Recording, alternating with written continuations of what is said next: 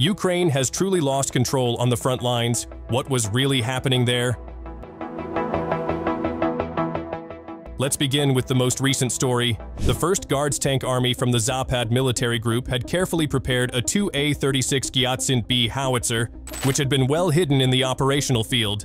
Now, it was time for this key weapon to play its role in a critical mission, destroying an ammunition depot in the Special Military Operations Zone. The 2 A-36 Giatsint-B is a 152mm field artillery piece known for its long-range firepower and high explosive capability. Mounted on a 4-wheeled platform, the Giatsint-B can be quickly relocated, offering high flexibility in movement and battlefield deployment. This system can fire a variety of munitions, including high-explosive shells, fragmentation rounds, cluster munitions, and other specialized ammunition. Its standard firing range is approximately 28 to 33 kilometers, with a firing rate of 5 to 6 rounds per minute, depending on terrain conditions and crew performance. As a result, the explosive impact of the munitions used is highly effective in destroying critical targets such as ammunition depots. These depots are vital facilities that store essential supplies of shells and explosives for military operations. Destroying a Ukrainian armed forces depot can significantly disrupt supply lines and combat capabilities, weakening their resilience in prolonged engagements. In the context of special military operations, the use of the 2 A-36 Giatsint-B to strike Ukrainian ammunition depots has a significant strategic impact. With explosive power, capable of damaging storage facilities and eliminating ammunition stockpiles, such attacks have the potential to hinder Ukraine's ability to carry out counter-artillery strikes.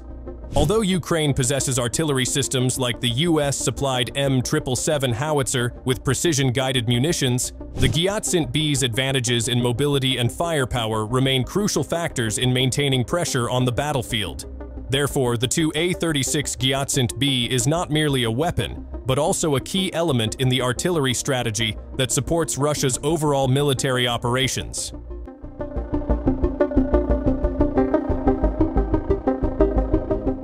Now we move on to the story in Sumy. A video recording shows the dramatic action of the Orion UAV, a combat drone developed by Russia. Large explosions can be seen as the drone successfully destroys an ammunition truck that plays a crucial role in Ukraine's military logistics. Orion is a long-range class drone with the capability to fly at medium altitudes. It can carry a weapons payload of around 200 to 250 kilograms, including missiles and small-caliber bombs, and is capable of flying for up to 24 hours at a maximum altitude of approximately 7.5 kilometers. Orion's main advantage lies in its combination of solid flight performance and advanced weapon systems. Equipped with optoelectronic sensors and a versatile radio-electronic system, Orion can conduct intensive reconnaissance, accurately target enemies, and monitor the results of attacks in real time. The latest version, the Orion E, can even be controlled via satellite networks, extending its operational range and making it highly effective in military operations. The ammunition truck targeted in this attack held strategic importance for Ukrainian forces, as it was responsible for transporting and distributing vital weaponry and explosives to the front lines.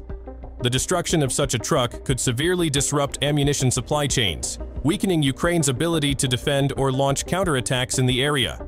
With diminished logistical support, Ukrainian troops relying on those munitions would likely face limitations in holding their positions or responding to further assaults, thereby affecting the overall dynamics of the battlefield. Have these two strikes already left Ukraine overwhelmed? Wait, Russia has more surprises in store. The vast expanse of land surrounding the village of Novoivanovka in the Dnipro region is clearly visible in an aerial recording. Amid the beauty of the landscape, a striking scene emerges, flames and thick black smoke rising into the air. This serves as clear evidence of the hard work of the Russian East Artillery Unit, which successfully disabled a Ukrainian M198 howitzer. The M198 howitzer itself is an artillery system designed for mobility and fairly effective firepower. However, in the fast-paced combat environment of Ukraine, This weapon has certain vulnerabilities. Due to its large size and the need to be positioned in relatively open areas for effective firing, the howitzer is susceptible to accurate strikes from drones or other precision weapons. Moreover, Ukraine's air defense systems may struggle to protect all artillery positions from sudden attacks, creating openings that Russian forces have exploited to neutralize such weapons. The howitzer wasn't the only target. On that occasion, Russian troops also managed to destroy a pickup truck and bombard a Ukrainian ammunition depot. The destruction of logistics and mobile vehicles impacts Ukraine's operational military capabilities on the battlefield, as ammunition and mobility are vital aspects in this dynamic conflict. This situation illustrates the complexity of an ever-shifting battlefield, where both sides are constantly striving to gain control of strategic positions by any means necessary.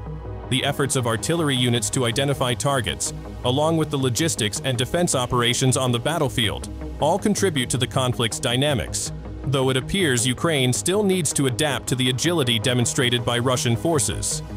The Russian military's use of precision weapons and drones reflects modern tactics that leverage technological and intelligence advantages to swiftly and effectively pressure Ukrainian positions.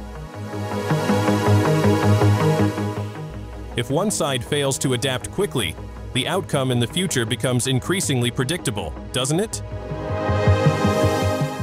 To end today's episode, don't miss this incident in Donetsk. Personnel from the Vostok military group successfully destroyed several key targets used by Ukrainian forces. These targets included personnel shelters, ammunition depots, and light armored vehicles that were part of Ukraine's combat equipment. In addition to this strike, Russian forces also targeted a drone command center under the command of the Ukrainian armed forces, an action that was carefully calculated. Meanwhile, on the other side, Ukrainian forces are facing tough challenges. So far, their military efforts have not shown significant progress. NATO member states continue to play an active role in supporting Kyiv, although logistical issues within the alliance have posed obstacles. As time goes on, considering the current situation, several member countries have raised concerns regarding the flow of aid and cost sharing, while shifting geopolitical dynamics and growing global attention to other regions have also impacted the pace and volume of support. Still, we'll have to see how consistent Western aid to Ukraine remains in the coming period. That's all for today's episode, and thanks for watching.